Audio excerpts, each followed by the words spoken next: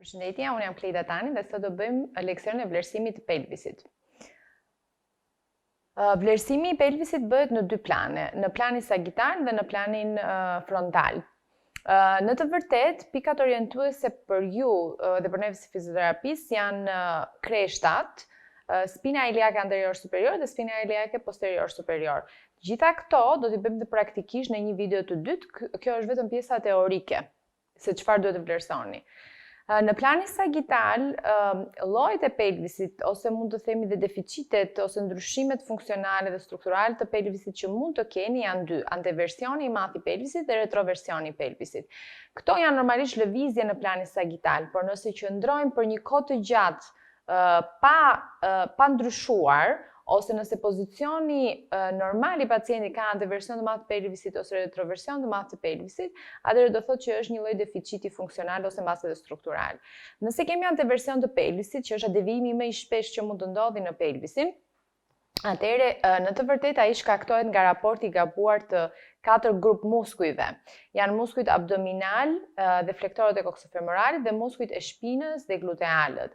Çfarë ndodh gjatë kohës që kemi anteversion shumë të madh të pelvisit, atëherë do thotë që kreshtat iliake janë në të njëjtin pozicion, ndërsa spinat anteriore superiore të pelvisit janë më poshtë sesa spinat posteriore superiore të pelvisit. Kështu që mund ta shikoni që gjithë pelvisi është i anuar përpara, në drejtim përpara. Dhe në këtë pozicion, muskujt flektor të artikulacionit koksofemoral dhe muskujt e shpinës të zonës regionit lombar janë të shkurtuar, ndërsa muskujt abdominal dhe muskujt gluteal, për arsye të pozicionimit në anteversion të pelvisit dhe automatikisht kemi fleksion të artikulacionit koksofemoral, muskujt gluteal dhe muskujt abdominal janë më të zgjatur dhe mbase dhe pak më të lëshuar, mund të themi.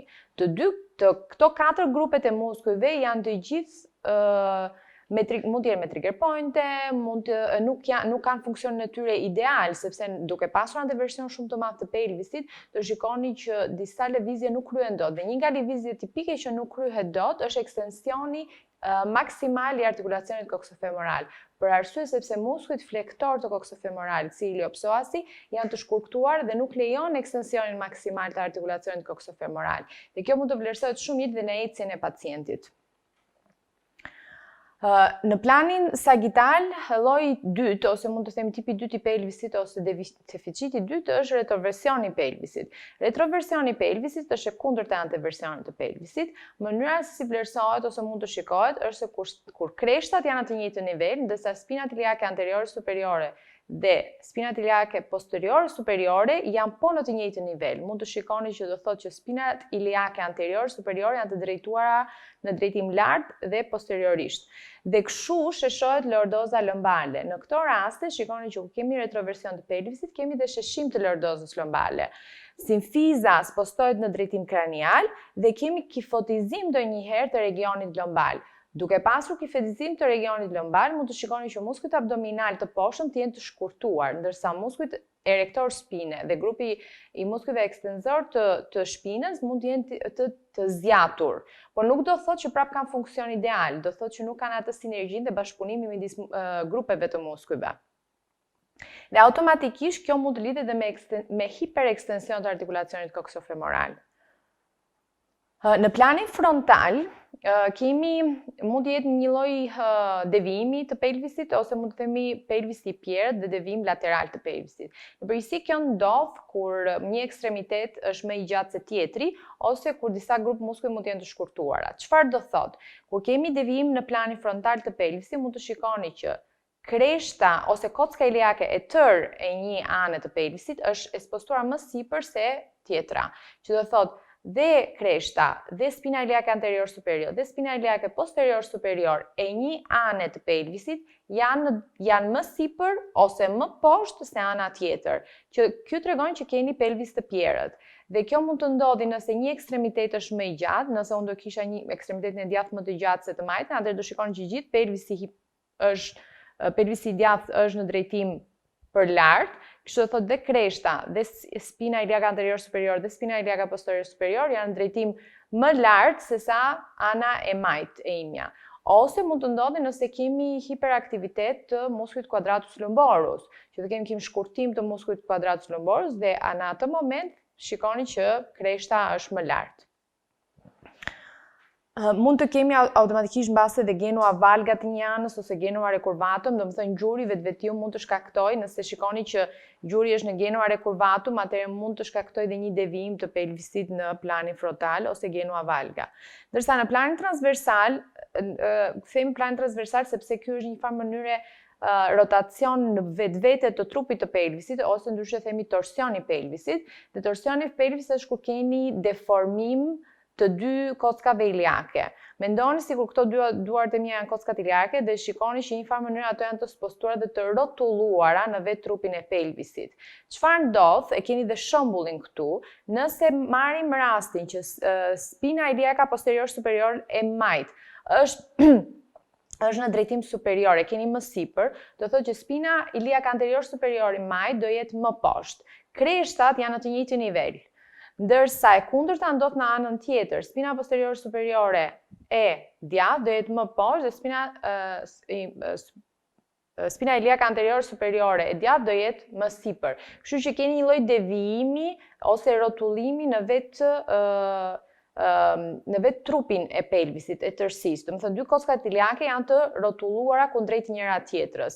Kjo në përgjithësi mund të ndodhi ose shpesh ndodh në rastin që keni dhe skolioz, mund të shikoni sidomos skolioz lombale, mund të shikoni dhe një lloj torsioni dhe vetë rrotullim në trup të pelvisit, dhe në raste të tilla mund të vlerësoni që pacienti kur qëndron, ku mund të duket kur keni torsion të pelvisit është kur i thoni pacientit të qëndrojë drejt, atëherë një këmbë e ka më përpara se këmba tjetër. Në këto raste mund të dyshohet që mund të ekzistojë torsioni i pelvisit, kuptohet, por duhet ta vlerësoni duke palpuar kreshtat dhe spinat iliake anterior superior. Të gjitha këto i vlerësoni duke i palpuar si kreshtat si spinat, duke ditur si i palponi dhe duke kuptuar pozicionimin e tyre. Një gjë që neve do ta bëjmë dhe praktikisht në video të tjera. Tani, palpimi kreshtave e keni të shpjeguar me fjalë në leksionin që mund të downloadoni poshtë video se keni të shpjeguar dhe me foto. Dhe në njëjtë kohë neve do bëjmë dhe një video tjetër që do shikoni dhe mënyrën se si i palpojmë kreshtat, spinat iliaka anteriore dhe spinat iliaka posteriore superiore. Është shumë e thjeshtë për t'i palpuar, shumë e lehtë për t'i gjetur. Ajo që gjithashtu do bëjmë, se përveç të vlerësimit statik që thamë të pelvisit, kemi dhe vlerësim dinamik të pelvisit, dhe në të vërtet neve gjatë vlerësimit dinamik më shumë vlerësojmë lëvishmërinë e sakrumit me kockën iliake, do të thënë vlerësojmë artikulacionit sacroiliakal. Dhe ekzistojnë disa teste, 3 teste që kemi këtu për të vlerësuar artikulacionin sacroiliakal, ose 2 teste kryesisht. Është fenomeni parakalimit ose standing bend over test, që do thotë pacienti juaj përkulet dhe juve vlerësoni lëvishmërinë e spinave posteriore. Nuk po i futem me shumë detaje se prapë do ta keni në video praktike për vlerësimin e pelvisit. Dhe keni spine sign test ose ndryshe mund të quhet dhe gilet test, që juve vlerësoni lëvishmërinë midis spina iliaka posterior superior dhe L5-s, duke i palpuar të dyja këto, dhe juve vlerësoni prap lëvishmërinë midis këtyre të dyave, a ka lëvishmëri ose jo.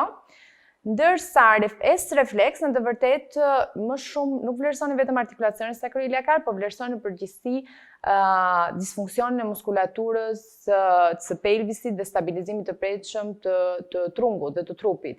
Nëse keni hipertoni shumë të dukshme të muskujve sipërfaqësor të kurizë, erektor spine, atëherë mund të shikoni një hiperaktivitet në lëvishmëri dhe në aktivizimin e muskujve erektor spine. Po, prapë këtë do të tregojmë në formë praktike. Kështu që me këto informacionet bazike, mund ta mbyllim këtë leksionin teorik të vleresimit të pelvisit dhe do vazhdojmë më pas te leksioni praktik i vleresimit të pelvisit. Faleminderit shumë për vëmendjen dhe shihemi tek video e ardhshme.